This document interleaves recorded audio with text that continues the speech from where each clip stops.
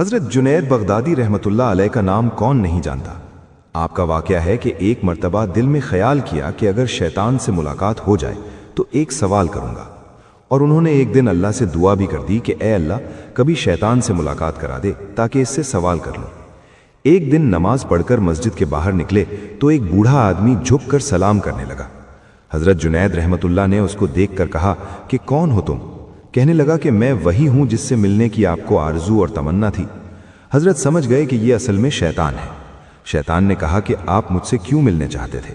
हजरत जुनैद रहमतुल्लाह अलैह ने कहा कि मेरे जहन में तेरे मुताल्लिक एक सवाल है। सवाल यह है कि जब अल्लाह ताला ने तुझे हजरत आदम अलैहिस्सलाम को सजदा करने का हुक्म दिया तो मेरी समझ में नहीं आता कि आखिर तुझे किस चीज़ ने अल्लाह के हुक्म की तामील से मना किया। क्यों तूने सजदा नहीं किया? क्या अल्लाह की अजमत को नहीं जानता था? अरे तुझे अल्लाह की मारिफत हासिल थी, अल्लाह ताला की अजमतों और जलालतों से तू वाकिफ था। इस कदर अल्लाह की कुर्बत रखने के बावजूद जब अल्लाह ने तुझे हुक्म दिया कि आदम को सजदा कर, तो तूने आखिर क्यों सजदा नहीं किया? इस पर शैतान का जवाब क्या था वो सुनने के काबिल है। इसके जवाब ने कुछ देर के लिए हजरत जुनैद रहमतुल्लाह अलैह के होश उड़ा दिए। इसने कहा कि जुनैद, आप जैसा तौहीद परस्त आदमी और ये मुशरिकाना सवाल, आप जैसा तौहीद परस्त, एक अल्लाह को मानने वाला, एक अल्लाह की पूजा करने वाला, और आपके जहन में सवाल आ रहा है मुशरिकाना सवाल कि मैंने गैरुल्लाह को सजदा क्यों नहीं किया। कहने लगा कि आदम तो गैर खुदा थे, खुदा तो नहीं थे, मैं गैरुल्लाह को क्यों सजदा कर लेता। आप जैसा तौहीद परस्त आदमी ऐसा मुशरिकाना सवाल मेरे से कर रहा है, बड़े अफसोस की बात है। हजरत जुनैद रहमतुल्लाह अलैह कहते हैं कि जब उसने ये बात मुझसे कही तो मुझे लगा कि हाँ, ये तो ठीक कह रहा है, और फिर थोड़ी देर के लिए मुझे ऐसा मालूम हुआ कि मेरा ईमान सल्ब हो रहा है। इसलिए मैं सन्नाटे में पड़ गया, होश व हवास बाकी न रहे। मैं सोचने लगा कि इसको क्या जवाब दे सकता हूँ, इसलिए कि जब वो कह रहा है कि तुम एक अल्लाह को मानने वाले हो और मुझे पूछते हो कि आदम को सजदा क्यों नहीं किया।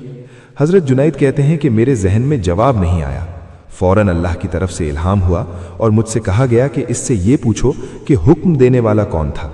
हुक्म देने वाला जब खुद कह रहा है कि फला चीज को सजदा करो तो तौहीद इसी का नाम है कि उसकी बात को मान लिया जाए। हजरत जुनैद रहमतुल्लाह अलैह कहते हैं कि इस इल्हाम के बाद मेरा ईमान बरकरार हुआ, वरना तो मुझे ऐसा मालूम हुआ कि मेरे ईमान में तजल्जुल पैदा हो गया है। भाइयों, ये है शैतान की मक्कारी और अय्यारी। न वलियों को छोड़ा, न गौस व खुतब व अब्दाल को छोड़ा, न अंबिया कराम अलैहिमुस्सलातु वस्सलाम को छोड़ा। गौर करो कि शैतान बातों और चीज़ों को किस तरह मुज़य्यन करता है और गुमराह करने की कोशिश करता है। इसका ज़रा अंदाज़ा इस वाक़े से आप कर लीजिए। इसलिए कभी भी शैतान से बेफिक्र नहीं होना चाहिए।